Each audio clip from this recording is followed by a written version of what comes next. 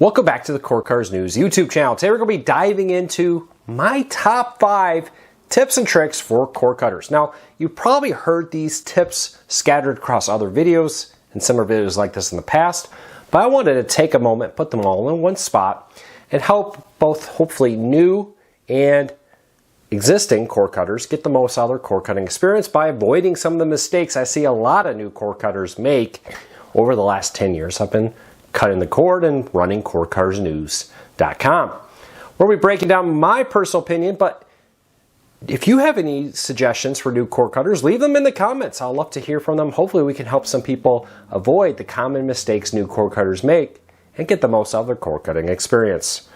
First, if you'd rather read these, I'll put a link to them in the show notes and in the first pinned comment from a post I did last year about this. And hopefully this video helps you get the most out of your cord cutting experience. If you like what we do here, hit that subscribe button, hit that thumbs up. It really does help. All right, let's dive into it. Number 1, don't rush into this. So if you're not a cord cutter yet and you've been thinking about cutting the cord, there's no reason to rush into it. One of my number 1 suggestions is keep your cable TV, satellite, whatever it may be you have now. Go get a streaming player if you don't have one now, or something that can stream things like Netflix, Hulu, Amazon, and start trying it out. Take advantage of the free trials. Try Fubo, YouTube TV, Hulu Plus Live TV.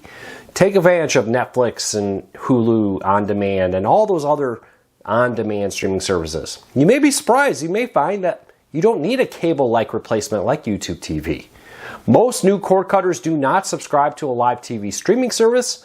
Really, if you're not a sports fan, there's really not much of a reason to go get a live TV service like YouTube TV, Hulu Plus Live, or Fubo, when there's things like Hulu, Max, Paramount Plus, Peacock that you can have a whole lot cheaper and give you as much, if not more, content that you want.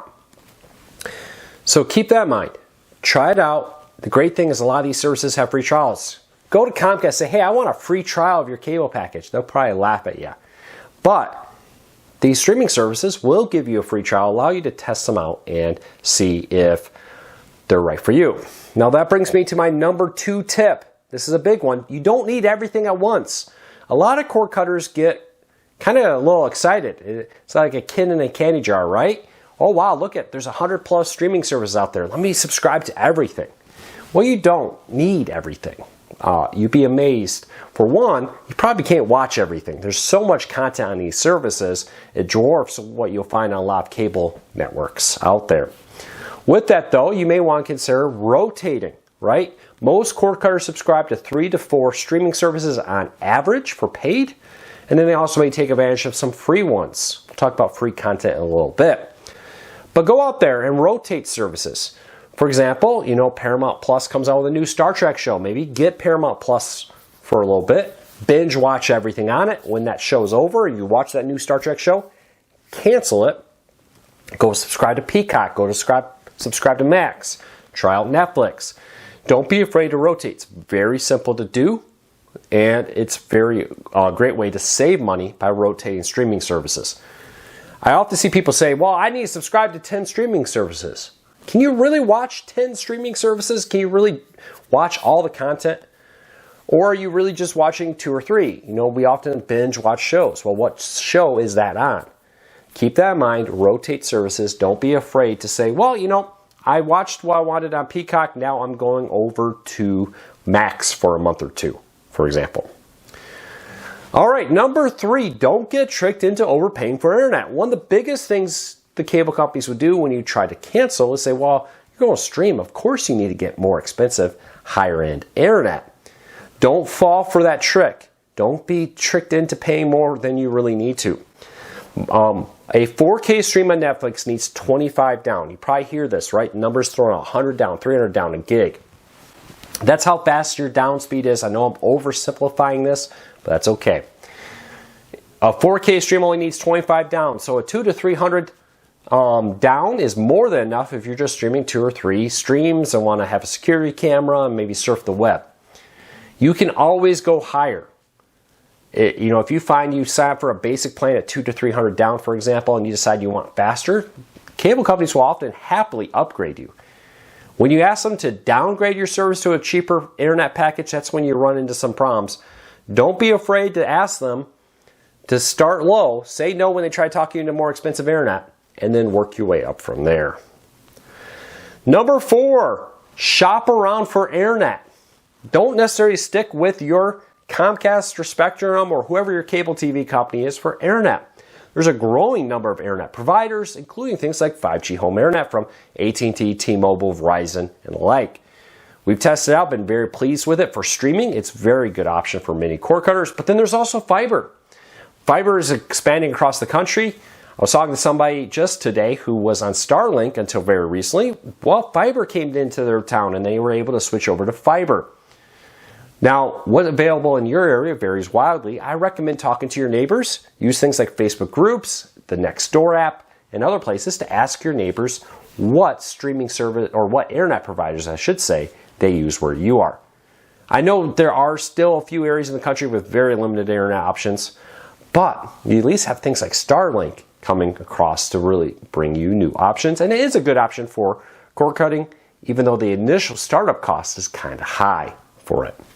But shop around. And even if you've been happy with your internet, still shop around. You may be surprised at how many internet options have come out that you didn't even know about. So check that out. And I'm going to see the comments, oh, I don't have any. Still, I would ask your neighbors, has anybody heard of any new options in my area? You may be surprised what's available there. And for example, I've had T-Mobile home internet for 5G in my neighborhood for years. Just a few months ago, Verizon 5G home internet came out where I live. So keep that in mind. All right, and number 5, take advantage of free options, both streaming and with an antenna. Yes, that antenna you probably think of something your grandparents last used and had maybe 3 channels on it, and when they were not great quality, has come a long ways. I get over 50 channels where I live in a suburb of this greater Grand Rapids, Michigan area. That gives me 50 channels, including all my ABC, NBC, Fox, CBS, the CW, plus things like MeTV, and so many others. 50 great channels full of content. But also think about free streaming services. Paramount has Pluto TV with tons of Paramount content, plus others. Fox has Tubi. Heck, Fox is going to air the Super Bowl for free in 4K on Tubi this year. You got others. NBC Universal has their own Zumo TV. The Roku channel is a great one. There are so many free services with tons of free content with ads. Highly recommend you get it. You'd be amazed at the quality of content. If you've used them in the past, you said, oh, it was all junk content. The quality of the content in recent years has dramatically improved. So keep that in mind. Don't rush into it. Do not get tempted into trying to subscribe to everything at once. Don't even try all the free trials at once. Try to do things one at a time. Try out YouTube TV, do the free trial, cancel. Try out Fubo, do the free trial, cancel. It's hard to make a good decision when you're trying to use all of them at once. You don't really get time to dive into each individual one and explore it to decide if it's right for you. Don't be talked into overpaying for internet. You can always upgrade later. You don't need a gig just to stream Netflix. Take advantage of free ad-supported streaming services and an antenna. Cannot say this enough. An antenna is a great option for many people. You'd be surprised how much you can get with an antenna for most people. 90% of Americans will receive at least most of their major broadcast networks. And there's a growing number of new over-the-air stations launching regularly now, making it a great option. There you go. There are some of my key tips for what you need to consider. And don't forget, I really mean it, shop around. Take advantage of deals. Always consider, reevaluate what you're using. I think we've all done this. Subscribe to something, use it, kind of stop using it, and then forget about it. Always do a little recheck of what you're subscribed to. So check that out. Well, there's my 5 tips. What are your tips for new cord cutters?